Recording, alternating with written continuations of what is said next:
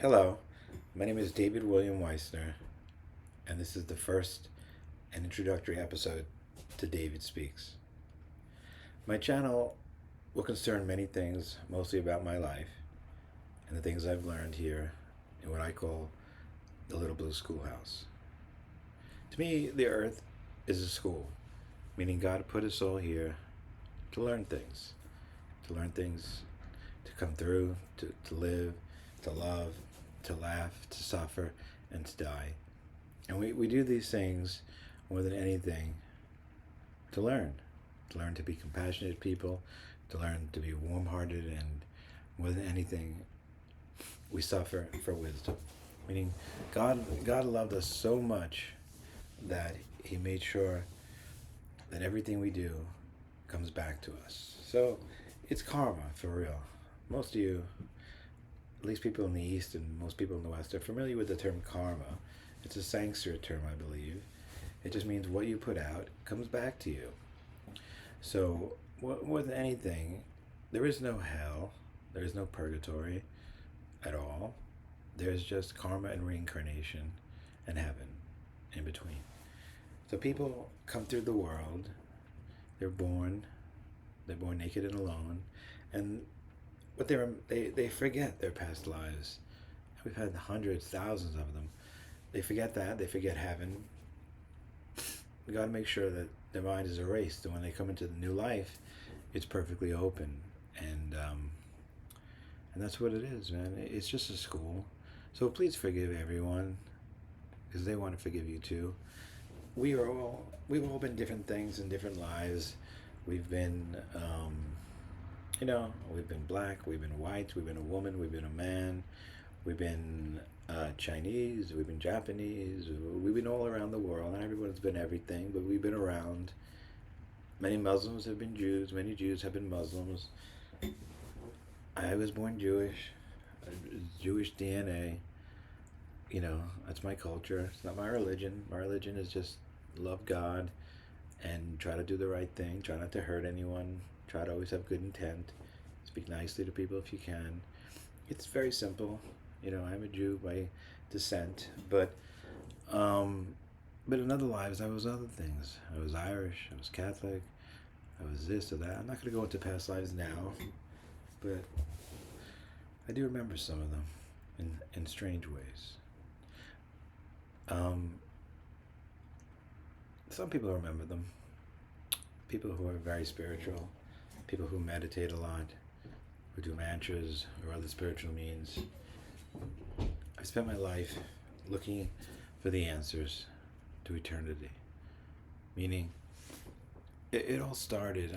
This is about my life. This is our first episode, so I need to really bring you into things. I guess my search for wisdom started about when I was 6. And I was sitting on the floor of my bedroom in Staten Island, where I lived for 40 years. And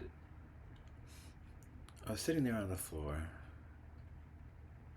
just wondering. I was thinking about the universe. Not even God, just thinking about the universe. I was very into the stars and looking at the stars. I had a romantic view of being an astronomer one day. Couldn't do the math, though. So, it wasn't that. But, and I was thinking, the universe is so big, we're so small, tiny little microbes on this little earth, this little blue earth, and this huge expanse of space. I was thinking, what is it? What is it contained in? Like, if this is everything, what's on the other side? I think, and the tears rolled down my eyes as a child, as I contemplated the immensity of the universe, and I couldn't get the answers. I don't think I have them now, really. But it was a search for God and for wisdom. And I prayed all the time as a youngster for love, for wisdom, for wisdom. And I like to say something, and maybe it's true, maybe it's not. If you pray for wisdom, you better be prepared to suffer, my friend. Because suffer, I did, to be wise. I don't want to be arrogant and say I'm so wise, but I think I've learned a lot throughout my life. And like, to go back to it, I learned that life is just a school for souls. We are the souls. We are the spirits of God. He made us to be wise. He put us in this wheel. I think the Hindus call it a wheel of life, and that is why we're here. That is why we are here, to learn. God is our teacher. We are the students. We must learn. So, I've written a book about my life. It's out there on Amazon and some other places, called Bipolar Disorder Through My Eyes, a memoir of hope.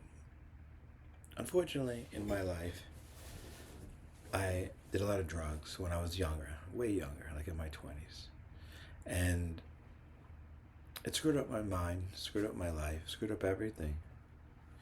And this is the real story of my life. I'm going to be really real with you and tell you everything. Not everything, some things are private, but I'm going to tell you almost everything that happened to me over the next year.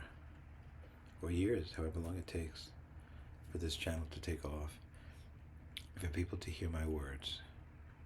And I'm not here to lecture you or tell you this is evil or that is evil. You know, there are some things evil in this world. And I'm telling you, drugs and alcohol are probably the worst ones on this earth. So, and I'm not going to sit here and preach to you. I'm not a Baptist preacher. Nothing wrong with the Baptist, but I'm not a haranguer. I'm just going to speak to you softly and nicely and tell you about my life. And I'm going to tell you now the story of how alcohol and drugs destroyed my life, for real. All right. In high school, I started drinking heavily on the weekends. And I would go into blackouts, get into trouble, and drive my car like an idiot. Meaning I drove drunk when I was 17 and 18 and on for that.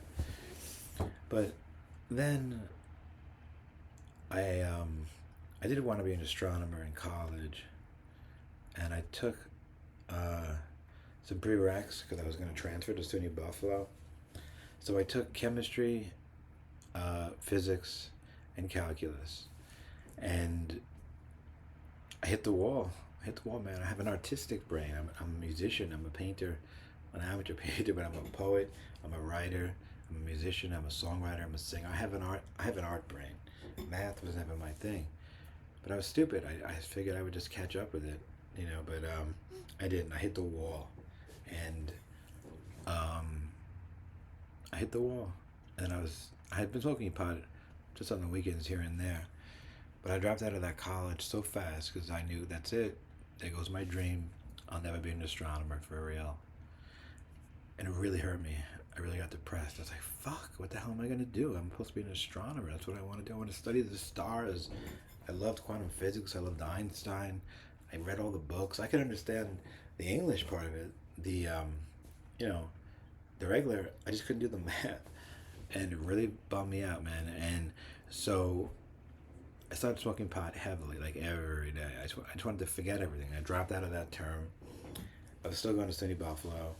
I already had gotten in, but I dropped out of the second semester of the College of Staten Island, and I just went to pot, both ways. And so I started smoking marijuana every day heavily. And the fact that this stuff is legal now is so wrong. It's a very bad narcotic. It screws people up. It takes away their discipline. It takes away everything. Some people used to say it's a gateway drug. You don't need a gateway to be a pothead. It's strong enough to destroy you. In my case, it just made me give up. I mean, I just sat around and smoked pot all day for the rest of the year. And then me and my wonderful friends in high school, I had a lot of friends. We decided to do acid. I think they had done acid before, but for me, it was my initiation into acid. So we took it, and I think the first time was at my house. My parents were away for the weekend. We had like a party. It must have been like, I don't know, 10, 15 guys, all smoking pot, doing acid, mushrooms. We used a gravity bong, which is this thing I made with a big coffee pot and I took like a 3 liter bottle of Coke and cut off the bottom, and we'd put it into the big coffee pot, made a homemade screen, put the weed in there, let the water like suck it and blow it back in. Huge hits of marijuana. Marijuana is hallucinogenic. It's quite strong. It's not a game. I don't know why they legalized it. It wasn't stopping it anyway. I guess the government figured, well, we might as well make a dime off it. It's not medically suitable. There are medications for things. That's just my opinion, but that is what I believe. Anyway, so we did acid. I was 19. All my friends were there, and I hallucinated for the first time. I saw my cousin's painting on the wall. It was a scene of nature. The water, the bubbling brook came alive. I don't want to glorify this really, but you have to understand something. It is hard to recant without talking about it. I did have good times on the acid. Drugs are fun. That's why we do them, I suppose. I wasn't looking for any kind of spiritual revelation, but it did change me. Over that whole summer, the summer of '89, was like my summer of love. I changed. I changed into like a hippie, into more of an artist, although I was already an artist. I got more into music. But what it did for me is this. I'm just gonna cut to the chase. I wasn't like an atheist, but I kind of believed in science, and I believed in the material world is all that was. What we can measure with our instruments is all that was. So it changed me in this way. It made me believe in a God, and more than that, it made me see that everything we looked at in the world is subjective. Meaning, what we see is not what's really out there. We're just looking at our brain's interpretation of electromagnetic energy. If I was a fly and had all those eyes, I think it's a fly that has all those eyes, I would look at the world differently. It's my human brain which interprets everything. These headphones to somebody else. It just showed me that reality was just an interpretation, and every person has their own reality. There are 7 billion people on this earth, and there are 7 billion pair of eyes, 7 billion stories, 7 billion sufferings. You don't know what I've been through. You're going to learn if you are nice enough to subscribe to this channel and watch me every day, or whatever I do it. I think I want to do it every other day. But anyway, so that was the good part of acid. It opened me up. Part of me, I remember one day I was under a tree with my friends running around Silver Lake Park in Staten Island. And I was under the tree, and I was looking at the leaves, and I became one with the universe. Like, I forgot my name, forgot who I was. I was in ecstasy. People have used hallucinogenics like ayahuasca and peyote in indigenous societies and modern things like LSD. Mushrooms are very ancient for spiritual enlightenment. But you don't need that. You can meditate, you could pray, you could set your intentions, you could do good deeds. Just pray and meditate. You don't need these things for spiritual enlightenment. You really don't, and they destroy lives in many ways. So let me tell you how acid destroyed my life too. It made me insane. Meaning by the end of the summer, I was hallucinating at the end of it just fine without the acid, just fine. And it became my first manic episode. The acid, and you could read the literature, can totally do this, and it induced into me bipolar disorder, which is what my book is about, my life as a bipolar disorder person who suffered all his life. So then I didn't know what was going on. I was out of it. I was delusional. I was manic. I was hallucinating. And for some reason, my mother let me go to college like that. She told me later she knew I'd be back, that I wouldn't make it, but I was so strong-headed, I probably would have just, fought her, but she paid for it. So I went up to SUNY Buffalo, and I failed like she knew I was. I was too crazy. I stopped taking classes after 2 or 3 weeks. I just smoked pot. I just smoked weed and drank and ate mushrooms when I had the money, and it was a horrible time. I was so depressed after a few months because I had seasonal affective disorder, SAD they call it. Meaning my bipolar, some people with bipolar, they spin back and forth every week. Mine was seasonal. So in the summer and in the spring, I become manic. In the fall and the winter, I become depressed, and it went like that on for decades until I had when I was taking my medication, it mostly stopped. But so in Buffalo, I was just crazy. I was so paranoid. I didn't want to leave my room. I was afraid to talk to people. I mean, I was, and I am probably a naturally shy person, but I was so paranoid and shy. I would hide in my room. I didn't want to talk to people, anyone, girls, guys. It was too much. But then I had a friend up there who liked alcohol and drugs just like me. We became best buddies up there in SUNY Buffalo and State University of New York in Buffalo. If you're not familiar with it, if you're not from America, it's a very good school.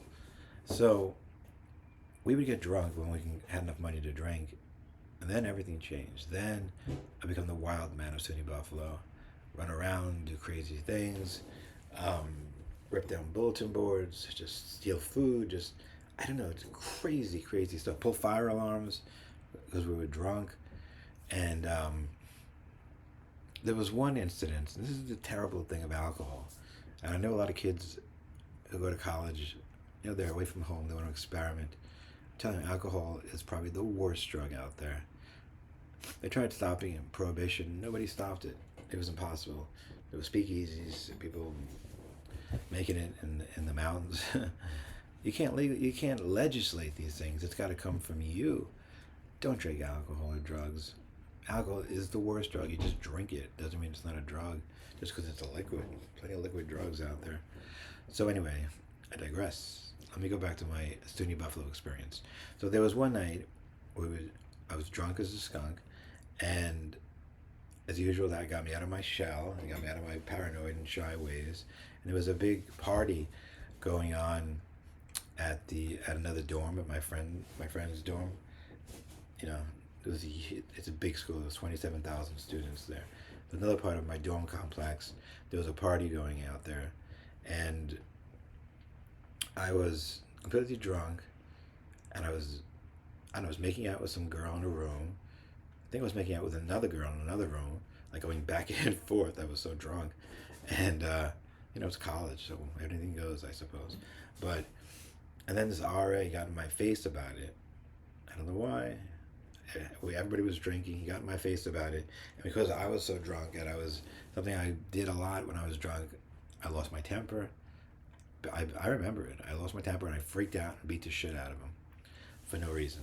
And I mean, went crazy, just punching him, kicking him, biting him, pulling his hair, just just an insane, drunken rage of anarchy, meaning I fucked him up real bad, and I got arrested. I went to jail for the first time there. Okay, and the judge said, "You look like trouble," and I said, "I am trouble, buddy." And I was, and mostly because of that alcohol and drugs.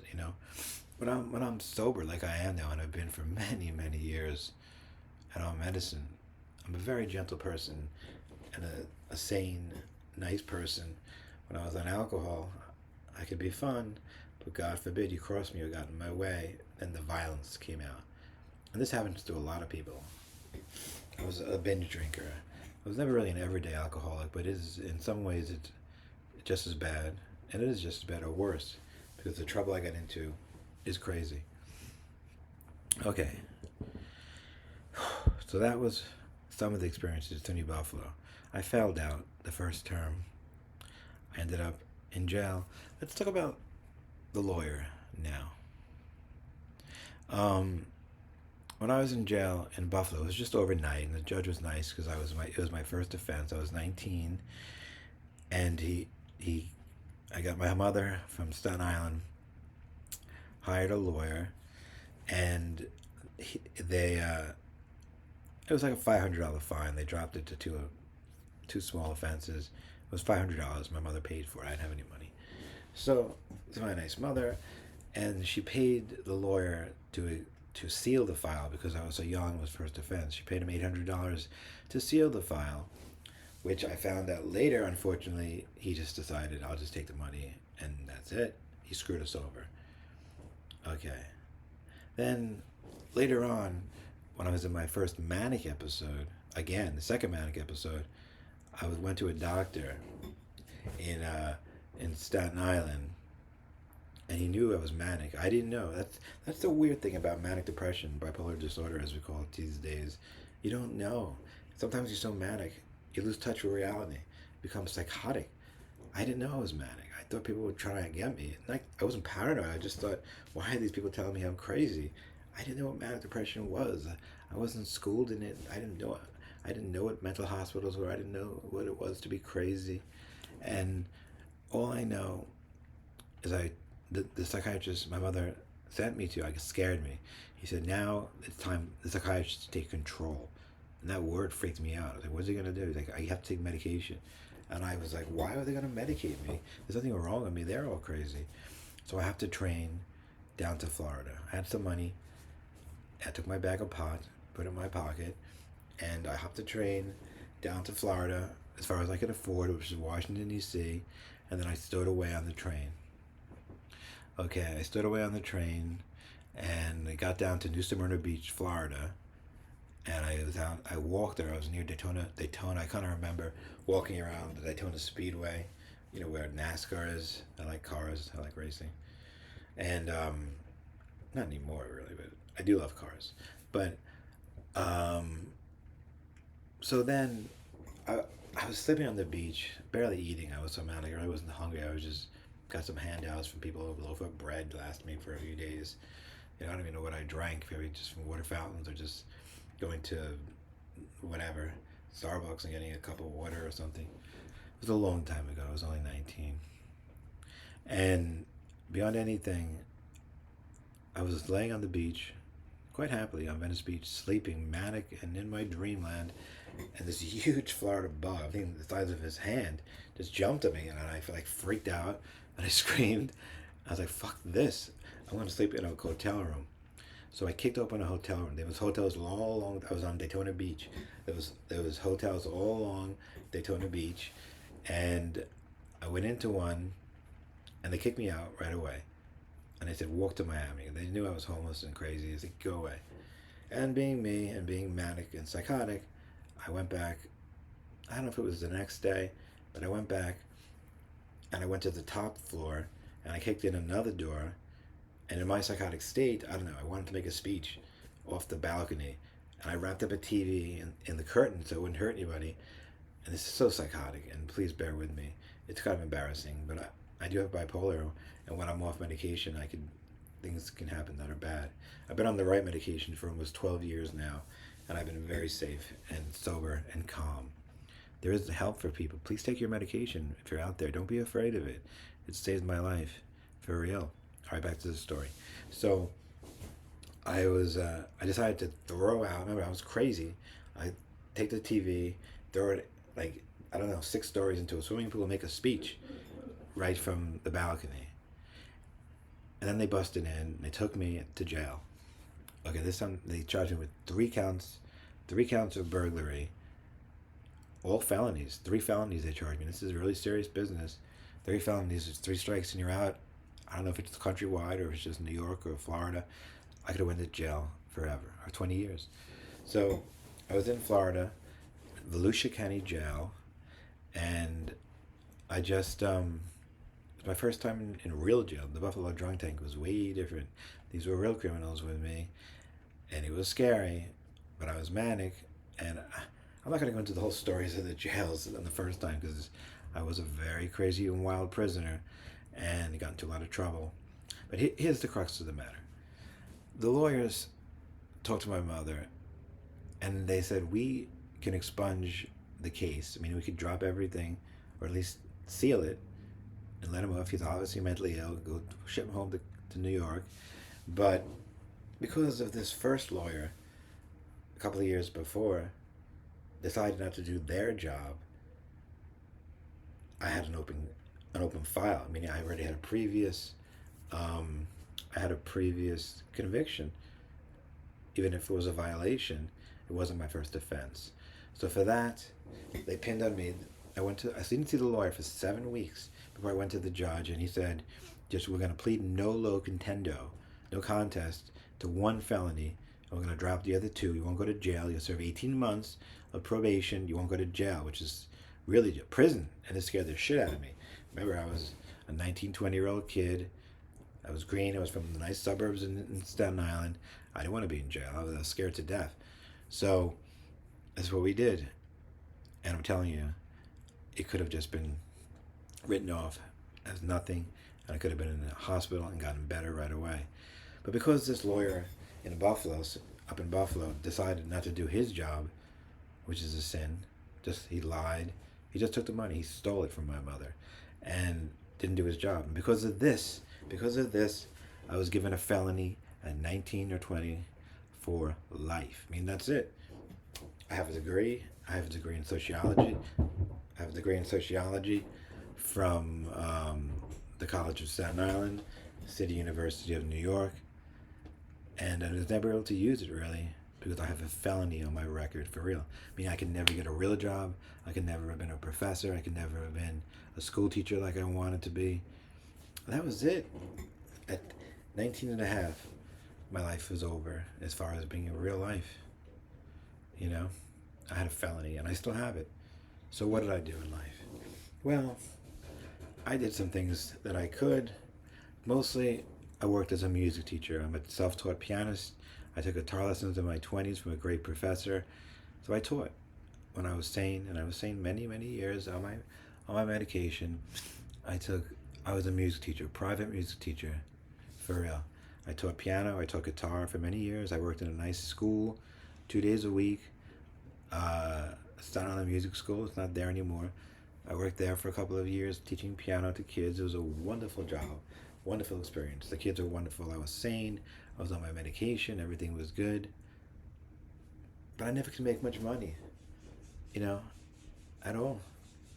Because it's very hard to make money as a music teacher. For what? $25 for a half hour for a private lesson. I lived in my parents' home in the apartment downstairs. It was in a basement. It was a very nice home. Luckily, my mother supported me. Thank God the government gave me some money and a small disability check. So, and that's it. So, the moral of this story, back, is drugs and alcohol are bad. Alcohol is the worst drug out there. Just because it's liquid, and just because it's invented into the religion, meaning we use it in wine and I'm Jewish, and God knows I've seen plenty of Manischewitz, and I think I'm going to end this first one right here with this warning. A warning. Drugs, especially alcohol, which is a drug, destroy lives, for real. You'd be surprised. Even a few sips of alcohol really can destroy you. I've been around a lot of colleges, and I've seen more than anything, people get raped because of it. I mean, they lose their inhibitions, they get pregnant, unwanted pregnancies, unwanted rapes, for real. Like in fraternities, Oh, not that fraternities are inherently bad, it's a whole other story. But it just breeds this culture on the college campuses of alcohol and drugs as being this is an experimental time. You could have fun without alcohol, believe me, I do. You could have fun without drugs. I'm just going to leave it here. Thank you for listening to my first ever episode of David Speaks. I'll be with you for years. I'm a teacher. I'm not a music teacher anymore. I'm a teacher of life. Okay? My life is my work. Meaning I believe God gave me this very difficult life to turn around and teach one day and tell you what I've been through and to help you. I'm only trying to help. I'm not trying to hurt you. I try to teach with love, like I taught my students, my children, and that's it. So thank you very much for listening. Have a wonderful day. Good night.